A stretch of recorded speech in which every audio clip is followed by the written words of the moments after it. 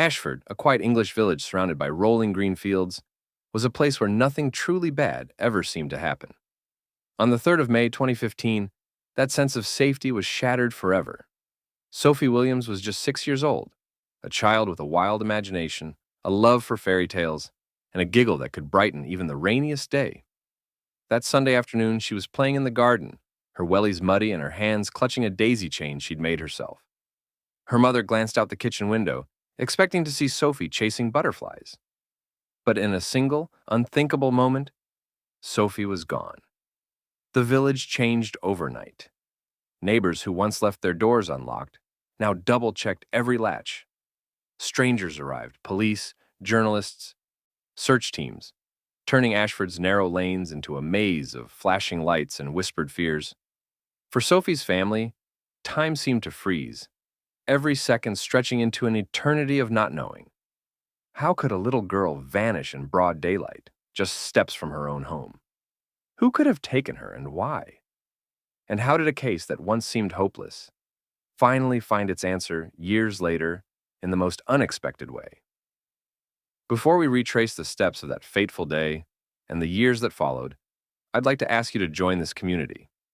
Subscribe to the channel if you believe every child's story deserves to be told, and share your thoughts in the comments below.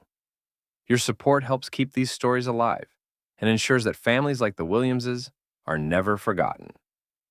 This is the story of Sophie Williams, a story of innocence lost, a village forever changed, and a family's fight for justice. Let's begin. Sits quietly in the heart of the English countryside, its stone cottages and winding lanes, framed by fields that stretch as far as the eye can see. Life here moves at a gentle pace. Neighbors greet each other by name, the village green hosts cricket matches in the summer, and the local shopkeeper knows every child's favorite sweet. The Williams family had always felt at home in Ashford. Sophie, their youngest, was the heart of their household. She was 6 years old, with a mop of curly brown hair and a smile that seemed too big for her small face. Sophie's world was one of make-believe. She built fairy houses at the base of the old oak tree, dressed her cat in doll's clothes, and believed every rainbow hid a secret. Her mother, Claire, worked part-time at the village bakery, and her father, David, was a postman who cycled the same route each morning, rain or shine. Sophie had an older brother, Ben, who was 9 and fiercely protective of his little sister, even if he pretended otherwise.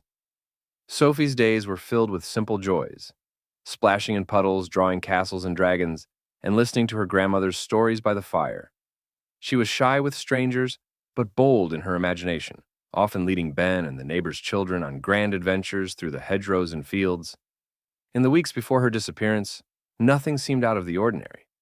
Sophie was excited for the upcoming May Day fair, where she hoped to win a prize in the children's art contest. She had spent hours perfecting her drawing of a unicorn in a bluebell wood, proudly showing it to anyone who would look. To her family, Sophie was a light, gentle, creative, and endlessly curious. Her absence would leave a silence in Ashford that no one could ever quite fill. The 3rd of May, 2015, began like any other Sunday in Ashford. The morning was bright, with sunlight glinting off dew-soaked grass and birdsong drifting through open windows. Sophie Williams woke early, eager to get outside. She tugged on her favorite yellow wellies, grabbed her little denim jacket, and bounded downstairs, her curls still tangled from sleep. Breakfast was a lively affair. Sophie chattered about her plans for the day. She wanted to finish her daisy chain, help her mum bake fairy cakes, and maybe convince Ben to play hide-and-seek in the garden. Claire smiled watching her daughter's excitement, while David promised to bring home a treat from the bakery on his way back from his morning post round. By late morning, Sophie was in the garden, her hands busy weaving flowers into a crown. Ben was nearby, half watching his sister while kicking a football against the shed. Claire kept an eye on them from the kitchen, glancing out every few minutes as she mixed batter and listened to the radio. Just before noon, Claire called the children in for a snack. Ben came running, but Sophie didn't answer.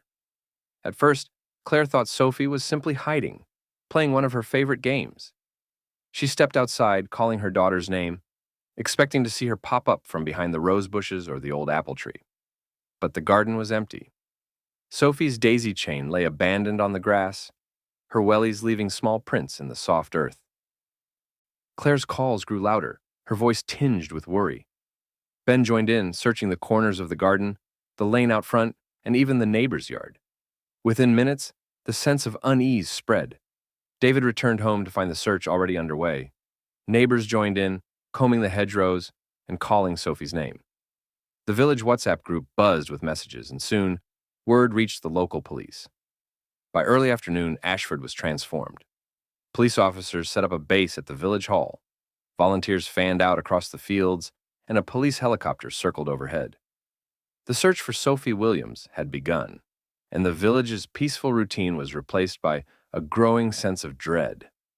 As the sun dipped behind the clouds and the hours stretched on, one thing became heartbreakingly clear. Sophie was gone. And nothing in Ashford would ever be the same. The disappearance of Sophie Williams sent shockwaves through Ashford. By late afternoon on that Sunday, the village was a hive of activity. People who had never spoken more than a polite hello now worked side by side, scouring every inch of the gardens, fields, and narrow lanes. The village green, usually reserved for cricket matches and picnics, became the center of the search effort. Police officers in high-visibility jackets coordinated the volunteers, handing out maps and dividing the area into grids. The local vicar opened the church hall, offering tea and sandwiches to the searchers. Farmers brought their dogs, and teenagers on bicycles checked the footpaths that wound through the woods. Even the village's oldest residents joined in, determined to help in any way they could. Flyers with Sophie's picture, her gap-toothed smile and bright blue eyes, were printed and posted on every notice board, shop window, and bus stop. The local radio station interrupted its usual programming to broadcast urgent appeals for information. The story quickly spread beyond Ashford, with news crews arriving from nearby towns, their cameras capturing the anxious faces of villagers and the flashing blue lights of police cars. Inside the Williams home, time seemed to stand still. Claire and David answered questions from the police, their voices trembling as they described Sophie's favorite hiding places and the clothes she'd been wearing. Ben sat quietly on the stairs, clutching Sophie's stuffed rabbit, his eyes wide with fear and confusion. As night fell, the search continued by torchlight. The fields and hedgerows echoed with calls of Sophie's name, but there was no answer. The village, once so full of life, felt heavy with worry and exhaustion. Despite the growing fear, hope remained. People refused to give up. Convinced that Sophie would be found safe and sound, candlelit vigils were held in the church, prayers whispered for her safe return. The search for Sophie Williams became more than just a mission for her family. It became a cause that united Ashford in a way no one had ever seen before. If you've ever experienced a missing child in your community, or if you know the pain of waiting for answers, please share your story in the comments. Your voice can help others feel less alone, and together we can keep hope alive for families like the Williamses. And if you haven't already, please share this video to help raise awareness for Sophie's case and others like it. As the first night ended with no sign of Sophie, Ashford faced a new and terrible reality. The search was far from over, and the village would never be the same.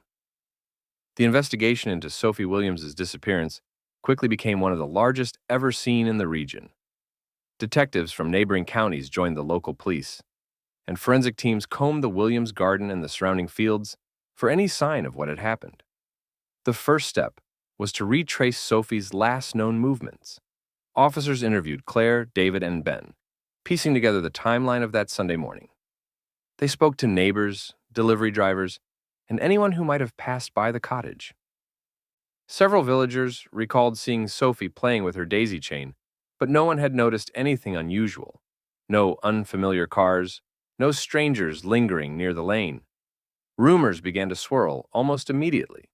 Some whispered that Sophie might have wandered off into the woods and gotten lost. Others feared she had been taken by someone passing through the village. The police followed up on every tip, no matter how unlikely. They checked the riverbanks, searched abandoned barns, and even brought in divers to search the village pond. A few days into the investigation, a possible lead emerged. A local man, recently released from prison, had been seen walking near the edge of the village that afternoon. He became a person of interest, and detectives questioned him at length. His alibi, however, was solid. He had been visiting his sister in a nearby town, confirmed by CCTV footage and multiple witnesses. Attention then turned to a delivery driver who had made a stop on the lane that day. He remembered seeing Sophie in the garden, but insisted he hadn't spoken to her. His route and timing were checked and rechecked, but nothing linked him to the disappearance. Forensic teams found Sophie's daisy chain and a small footprint in the soft earth near the back gate, but no other physical evidence. There were no signs of a struggle, no discarded clothing, and no fingerprints that didn't belong to the family. As the days turned into weeks, the investigation seemed to stall. The police held press conferences, appealing for information and urging anyone who had seen or heard anything to come forward. The Williams family appeared on television, their faces drawn with worry, pleading for their daughter's safe return. The emotional toll on the family and the village was immense. Claire and David clung to hope, but each day without news felt heavier than the last. Ben became withdrawn, rarely leaving his room. The community, once so close-knit, began to feel the strain of suspicion and fear. Detective Inspector Helen Carter, who led the case, later described those first weeks as the most challenging of her career. She reviewed every statement, every scrap of evidence, searching for something she might have missed. But as spring turned to summer, the trail grew colder. Sophie Williams had vanished, and no one knew why. As the weeks slipped by, hope in Ashford began to fade. The search parties grew smaller, the police presence less visible. The posters with Sophie's smiling face became faded and tattered, flapping in the wind on village notice boards and bus stops. The news crews packed up and left, and the world's attention moved on to other stories. For the Williams family, life was forever changed. Claire kept Sophie's room exactly as it had been. Her drawings taped to the walls, her favorite teddy tucked under the duvet, and her wellies lined up by the door. Every morning, Claire paused at the threshold, wishing for the impossible. David returned to his post round, but each letter he delivered felt heavier than the last. Ben, once so lively, became quiet and withdrawn, his laughter replaced by silence. Detective Inspector Helen Carter and her team continued to follow up on every tip, but as the months turned into years, the leads dried up. The case file grew thicker, filled with statements, maps, and photographs, but no answers. Carter kept Sophie's school photo on her desk, a daily reminder of the promise she'd made to the Williams family, to never give up. Anniversaries were the hardest. Each May, the village held a small service at the church, lighting candles and reading poems in Sophie's memory. Claire spoke softly, her voice steady but her eyes full of pain. David rarely spoke in public, but his presence was a silent testament to his enduring hope. Over time, Sophie's disappearance became a story parents told their children, a warning to stay close, to never wander off alone. New families moved to Ashford and heard whispers about the little girl who vanished. Theories and rumors persisted, but the truth remained out of reach. Despite everything, the Williams family refused to let Sophie's memory fade. Claire started a support group for families of missing children, offering comfort to others facing the same nightmare. David volunteered with local search and rescue teams, determined that no other family would have to endure what they had. For Ashford, Sophie's disappearance was a wound that never fully healed. The village changed. Parents became more protective. Children were watched more closely, and a sense of innocence was lost. But through it all, hope for answers never completely disappeared. Years passed, and the world moved on. But for the Williams family and for those who remembered Sophie, the question remained, what happened to Sophie Williams? A full 8 years had passed since Sophie Williams vanished from her garden in Ashford. For many, her case had become a sad chapter in the village's history, spoken of in hushed tones or remembered quietly at the annual church service. But for the Williams family and for Detective Inspector Helen Carter, the search for answers never truly ended. In 2015, forensic science had its limits. DNA testing was slower, and many rural police forces lacked the resources to process every piece of evidence as thoroughly as they wished. But by 2023, everything had changed. New technology allowed investigators to re-examine old evidence with a level of detail that would have been impossible just a few years earlier. That spring, Kent police launched a new initiative to revisit unsolved cases using the latest forensic tools. Sophie's case was among the first selected. Inspector Carter, now a senior officer, felt a flicker of hope she hadn't allowed herself in years. The evidence collected in 2015 was carefully reviewed. Sophie's wellies, her daisy chain, and even soil samples from the garden were sent to a state-of-the-art lab for advanced analysis. Items that had once seemed ordinary were now potential keys to the truth. The process was painstaking and slow. Weeks turned into months as scientists worked through the backlog of cases. But then, a breakthrough. On the inside of Sophie's wellies, beneath layers of mud and time, technicians discovered a partial DNA profile. It was faint, almost invisible to the naked eye. But the new technology was able to isolate and enhance it. The DNA was run through national databases, and for the first time in 8 years, there was a match. The profile belonged to a man named Peter Lawson, a former Ashford resident who had moved away shortly after Sophie's disappearance.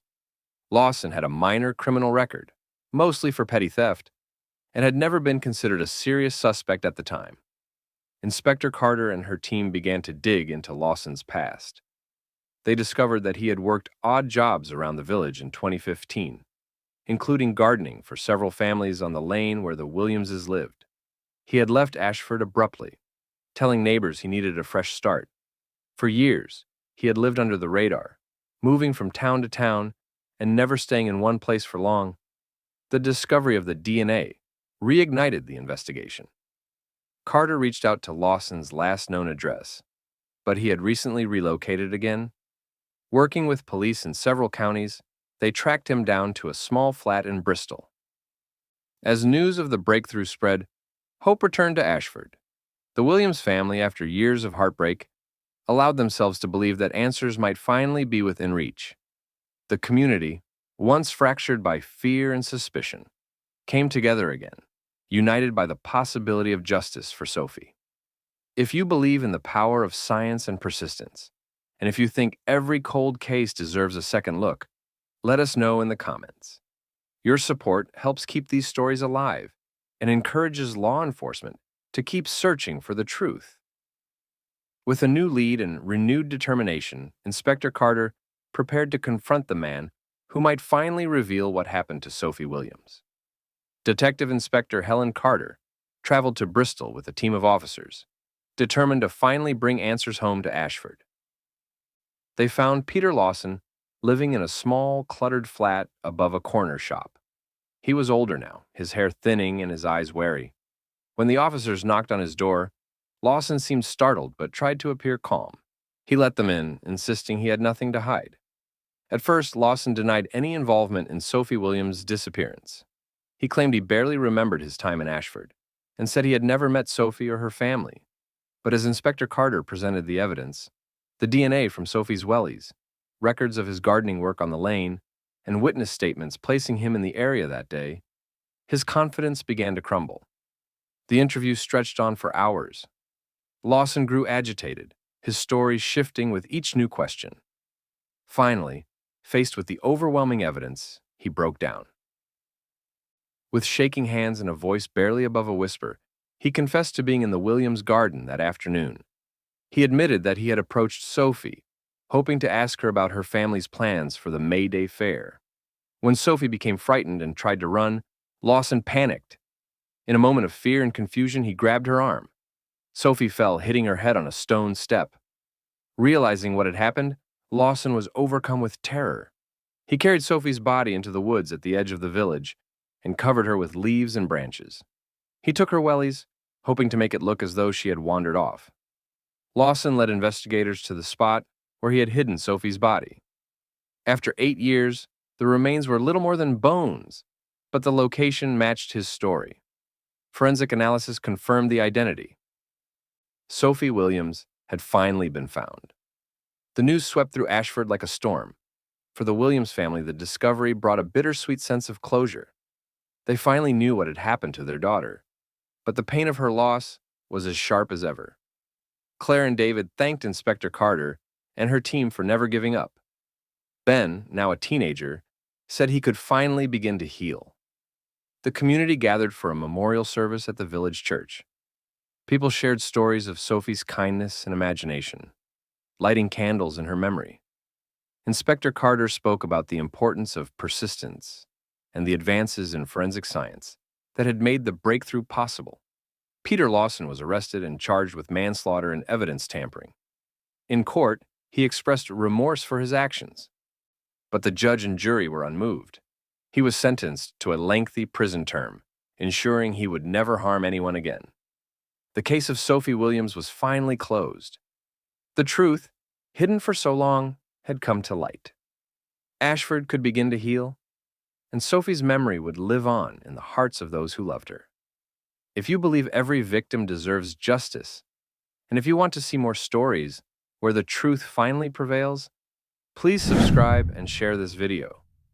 Your support helps keep these cases in the public eye and encourages others to never give up hope. In the days following the resolution of Sophie Williams's case, Ashford was filled with a mixture of sorrow and relief. For the Williams family, the truth brought a sense of closure, but it also reopened wounds that had never truly healed. Claire and David spent quiet evenings together, sometimes talking about Sophie, sometimes just sitting in silence, holding hands and remembering the daughter they had lost. They found comfort in knowing what had happened, but the ache of her absence would never fully fade. The village came together to honor Sophie's memory.